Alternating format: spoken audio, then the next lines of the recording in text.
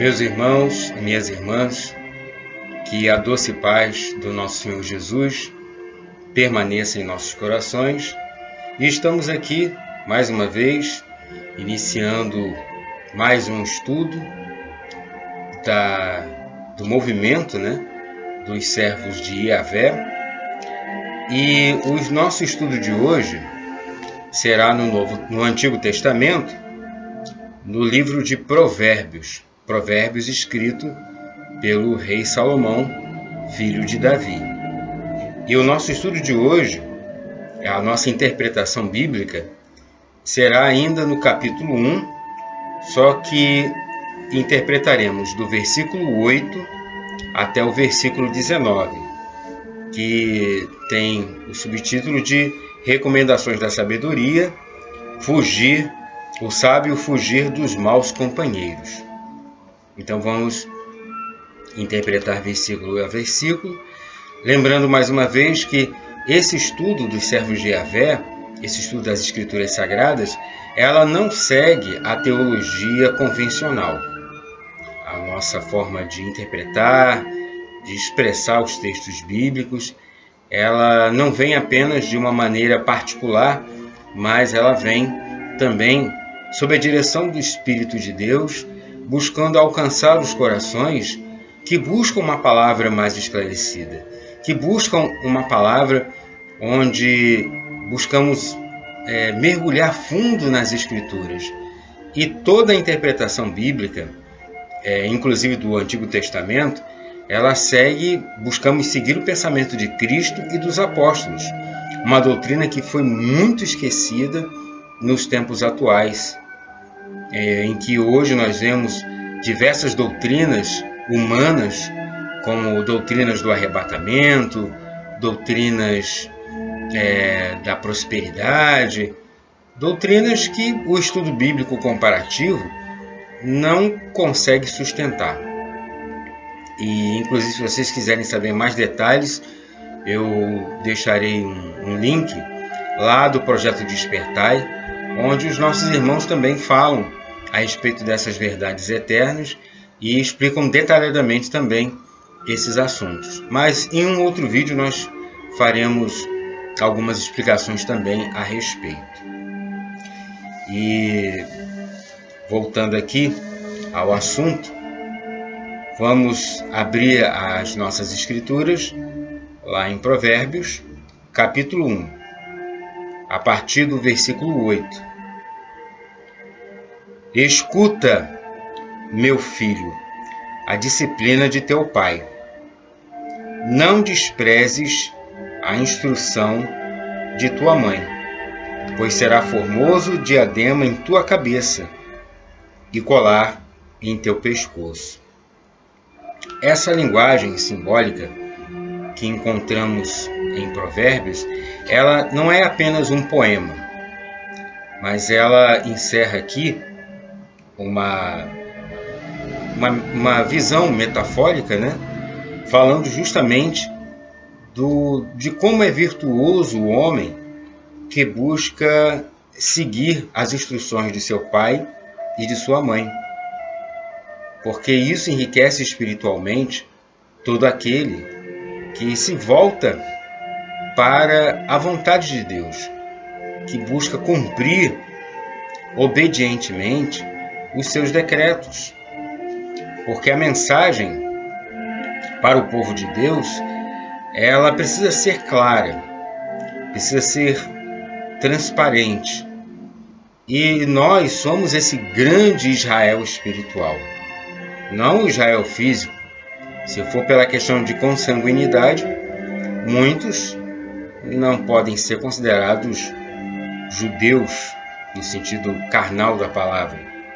Então aqui, no versículo 8, o provérbio se dirige a nós, as palavras de Salomão, inspiradas por Yahvé, soam como um conselho de pai. A disciplina do pai e a instrução da mãe. Então, uma coisa que está muito perdida na atualidade é a importância da família, no sentido de educar os valores espirituais, de ministrar esses valores, tanto o pai, de um lado, quanto a mãe do outro. E é importante que os dois combinem essa instrução, um não tirando a autoridade do outro.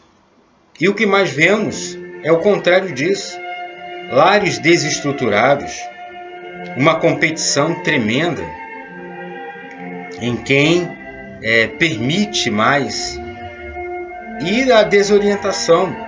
Nós já vimos pais e mães reféns dos caprichos de filhos. E isso, meus irmãos e irmãs, nada tem a ver com a instrução bíblica, nada tem a ver com a vontade de Deus. É necessário dar amor aos filhos, sim. É necessário realizar a corrigenda em nome desse amor, sim. Porque essa corrigenda, ela tem que vir com esclarecimento. Não pode ser um fator em que nós, por estarmos descontentes com os nossos filhos, realizemos a descarga da nossa insatisfação, da nossa ira. Não é prazeroso ao pai e à mãe castigar os filhos. Porém, em certas circunstâncias, dependendo da gravidade do feito, é extremamente necessário. Porque se não houver corrigenda, aquilo ali vai se propagar muitas e muitas vezes. E ela pode até assumir uma gravidade maior. Vejam aí, pais e mães, a nossa responsabilidade junto aos nossos filhos. Eu sei disso, eu sou pai também, né? Deixa eu avisar uma coisa, meus queridos irmãos. Se vocês ouvirem o latido de um cachorro, eu não avisei nos vídeos anteriores. É que temos um irmãozinho aqui de 4 patas, um cidadão que mora aqui na nossa casa, né? E ele é muito nervoso, né? Qualquer pessoa que passe, ele costuma latir. Então, se vocês ouvirem o latido aí na gravação, por favor, não se concentrem nisso, tá? E nem ele sabe, nem ele tem a noção de que o latido dele entra aqui no nosso vídeo. Então, voltando à nossa instrução, né? Então, será um formoso diadema em tua cabeça, ou seja, a glória espiritual. Quando nós fazemos o bem, luzes divinas se irradiam através de nós. E isso pode ser percebido por aqueles que têm uma percepção espiritual. Não é? Mas o nosso compromisso é de buscar sempre, todos os dias, estar em sintonia com Deus. Não é porque eu aceitei a Cristo como o meu Salvador, não é porque eu busco seguir a vontade de Deus, que eu estou isento de erros e falhas. E que possa, em alguns momentos, perder esta luz, esta glória espiritual. Ela precisa estar em sintonia com a vontade de Deus. É muito importante isso. Que ela esteja dentro dessa qualificação diária. Diária, eu digo diária, meus irmãos. Não existe o já ganhou. Precisamos ter essa visão de humildade. Vai ter dias que nós vamos agir melhor do que outros dias. Claro que a nossa meta todos os dias é sermos cada vez melhores. No versículo 10, aqui está, né? Meu filho, se pecadores quiserem te seduzir, não consintas. Olha só, que advertência importante. E Salomão prossegue aqui no versículo 11. Se disserem, vem conosco, façamos emboscadas mortais gratuitamente, prendamos o inocente, nós o estragaremos vivos como o Sheol, inteiros como os que baixam a cova. Obteremos riquezas magníficas, encheremos nossa casa com despojos. Reparte a tua sorte conosco, e todos teremos uma bolsa comum. Essas instruções, elas estão aqui desde o versículo 11 até o versículo 14. E o que nós percebemos, né? que é o que mais fazem os malfeitores, porque há uma proliferação de tantos crimes, tantos malfeitos pelas pessoas, porque estabeleceu-se uma cultura de impunidade ou de descaso com as punições legadas pelas autoridades. Olha, meus irmãos, já tem mais de 2000 anos que a mensagem de Jesus está aí na Terra, né? Há quase 2000 anos, né?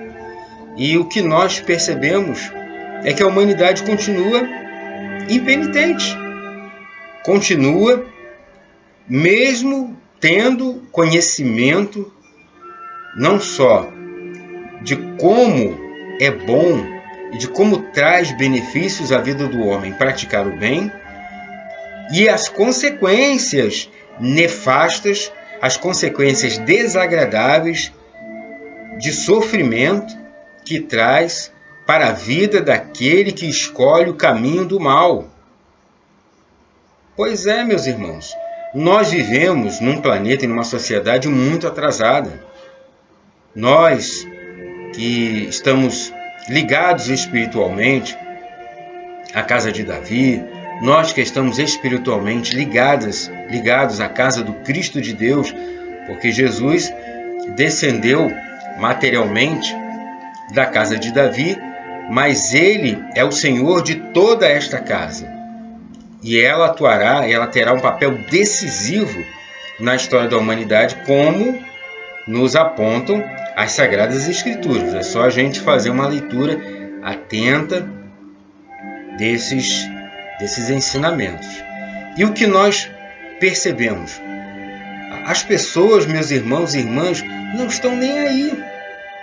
Nós estamos hoje vivendo o período ainda da pandemia, né, causada pelo Covid-19. E as pessoas muitas pessoas estão indiferentes ao sofrimento do próximo, participam de aglomerações, não tomam as medidas sanitárias necessárias, orientadas pelas autoridades, né, médicas, científicas. E tudo isso para quê? Para a satisfação dos seus gozos pessoais. Vejam como estamos atrasados. Se tivéssemos numa humanidade, numa sociedade onde realmente os valores de respeito ao próximo fossem igualitários, o respeito viria de todos, não de alguns. A prevenção seria exercida como um fator natural, não precisaria nem de tantos alertas, de tantos avisos como vemos aí nos meios de comunicação da atualidade. E eu sei que esse vídeo será visto e ouvido em outros momentos, né? E acredito que até lá essa pandemia estará sob controle, ou ela será apenas uma lembrança. Então está aqui a nossa advertência, mostrando que o egoísmo se manifesta nessas questões. Então a humanidade, como disse o apóstolo João, ainda jaz no maligno. E o que é o maligno, meus irmãos? São todos esses procedimentos egoísticos do comportamento humano. É por isso que nós vivemos a palavra do Deus eterno, para que essa palavra, ela realmente nos transforme. E o texto bíblico prossegue, né, no versículo 15, onde está assim: meu filho, não os acompanhes em seu caminho, afasta os teus passos dos seus trilhos, porque os pés deles correm para o mal, apressam-se para derramar sangue. Olha só, aqui já está havendo a advertência das consequências. O pai está alertando o filho: olha, o caminho que eles seguem é o caminho do mal, é o caminho das trevas. A humanidade do Ocidente sabe, por intermédio de Jesus e das Escrituras antigas, que não se deve seguir o mal, como nós falamos momentos antes. As consequências, elas podem não acontecer de uma hora para outra, mas elas virão. Porque se a semeadura é livre, a colheita ela é obrigatória. Versículo 17. É em vão, porém, que estendem a rede sobre os olhos do que tem asas. Suas insídias serão mortais para eles. Atentam contra si próprios. Tal é a sorte de todo homem ávido de rapina. Ele tira a vida daqueles que ela habita. Então, mostrando uma das características, né? O versículo 19 que encerra a nossa interpretação de hoje, né? E, meus irmãos, não tem essa de aquele que se diz bom praticar o mal. O mal será sempre mal em toda parte. Mesmo que políticos, governantes, filósofos e até religiosos digam o contrário. Claro que nós sabemos que a onipresença e a onipotência de Deus transcende a tudo. Deus não é apenas o Senhor do bem, mas também é do mal. Ele permite que o mal aconteça para que aqueles que passam pela tribulação sejam fortalecidos. Aqueles que passam pela tribulação, eles estejam realmente convictos do caminho do bem. E aqueles que fazem o bem possam ter a oportunidade de ajudar.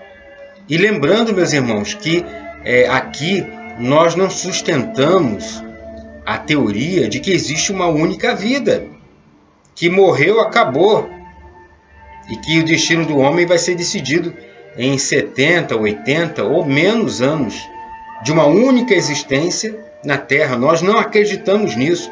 Isso fere a racionalidade e também não tem o apoio das traduções corretas das Sagradas Escrituras. O que aconteceu ao longo dos séculos é que muitos irmãos religiosos de várias denominações, tanto católicas quanto de várias correntes evangélicas e de outras seitas também, por conveniência, por medo e por pobreza interpretativa, passaram essa visão e retiraram o conceito das múltiplas vidas das Sagradas Escrituras. Isso é um erro terrível, porque nos passa uma justiça incompleta de Deus. E Deus não é incompleto. Ele é perfeito. Ele é pleno em todas as suas qualidades. Nós é que somos mesquinhos. Nós é que somos limitados. Nós é que somos pequeninos. E que precisamos elevar o nosso padrão de entendimento. Precisamos abandonar essa visão medieval a respeito da vida após a morte. Os céus da eternidade estão nos aguardando para que nós passemos um período lá, para depois renascermos em novos corpos carnais, tendo outras identidades, mas permanecendo com a mesma individualidade. Porque a individualidade, meus irmãos e irmãs, ela não se perderá. E acredito que aqueles que hoje praticam o mal, vivendo essas várias existências, numa dessas poderá ocorrer um arrependimento. O amor de Deus poderá tocar o coração daquele irmão e daquela irmã, daquela alma que vem a tantas existências praticando o mal. E aí, ele, em comunhão com as leis naturais de Deus, que é o bem, que é a paz, que é o amor, ele se arrependerá e assumirá uma outra postura, uma nova postura. Isso pode ser também hoje. Irmão e irmã que está me ouvindo, você mesmo, com quem eu estou falando. Você está tendo acesso a esse vídeo. Pode ser que seja uma necessidade sua lá no seu coração, de se tornar uma pessoa renovada, de permitir que a mensagem de Jesus, permitir que a mensagem de Deus, ela faça uma varredura na sua intimidade e realize essa mudança. Nunca é tarde, meus irmãos e irmãs. E eu acredito nisso. E aí, o julgamento ele vem de Deus. Nenhum de nós temos condição de julgar o outro, de condenar, no caso, né? De condenar o irmão. Analisar a postura, sim, claro. Nós somos avaliados constantemente, seja no trabalho, na vida social, na vida dentro do templo, dentro da família. Isso é condição normal da vida. Agora, condenar, isso nenhum de nós pode fazer. Nós não podemos condenar a ninguém, porque se hoje aquele irmão está no erro, no passado nós também estávamos. Se hoje a gente critica o irmão que escarnece daquele que caminha no bem, se a gente critica o irmão que escarnece de nós por estarmos no caminho do bem, meus irmãos, nós também já fizemos a parte deles. Nós também já estávamos, já fazíamos a mesma coisa. E esse arrependimento, né, que ocorreu em nossas vidas, em nossas almas, também vai acontecer na vida dele, na vida daquele irmão, daquela irmã. Então, meus irmãos, nós somos muito gratos a Deus por essa palavra, que nos modifica, que nos transforma, que a cada dia nos mostra o que precisamos fazer. E essa obediência, o maior beneficiário somos nós. Claro que temos que propagar essa mensagem. Se nós temos consciência da importância dela em nossas vidas, nós temos o dever de propagar. Não importa se é fazendo vídeos como esse, se é numa conversa informal, se é escrevendo. O importante é não estar parado. Vamos abraçar essas oportunidades. Vamos ser os atalaias da novidade, né? Sejamos aqueles que nas cidades antigas de Israel, quando víamos os mensageiros chegando, já avisávamos, né? Olha, lá vem o mensageiro das boas novas. Então que nós sejamos esses atalaias a trazer a boa nova de Jesus e dos apóstolos para as nossas vidas. Bom, aqui terminamos o nosso estudo e convido aos irmãos e irmãs que nesse momento nos acompanhem na oração final. Yahvé, bendito Deus, Pai Criador, eu peço, Pai, humildemente, eu te suplico que abençoe todas as vidas que estão ouvindo essa mensagem, que ouviram esses apontamentos, e que neste momento em oração se irmanam conosco para te agradecer pelas nossas vidas. Pai, que a tua sabedoria não se afaste de nós, que possamos sempre buscar na tua palavra a mensagem renovadora, não somente para as nossas vidas, mas para aqueles que nos estão à volta, para aqueles que estão necessitados desses ensinos, dessa verdade e dessa luz, meu Pai. Eu te peço humildemente por todos e pela humanidade inteira, meu Pai, que possamos estar sempre juntos, buscando cada vez mais estar perto de Ti e de obedecer os Teus ensinos conforme Teu Filho Jesus nos ensina no Evangelho. Sê conosco, Pai, hoje, agora e para todo sempre. Amém. Muito obrigado, queridos irmãos e irmãs, pela atenção. E na próxima semana, se Deus assim o permitir, estaremos juntos para mais um estudo bíblico, onde nós continuaremos interpretando o Evangelho de João, segundo João. Paz e luz a todos. Obrigado.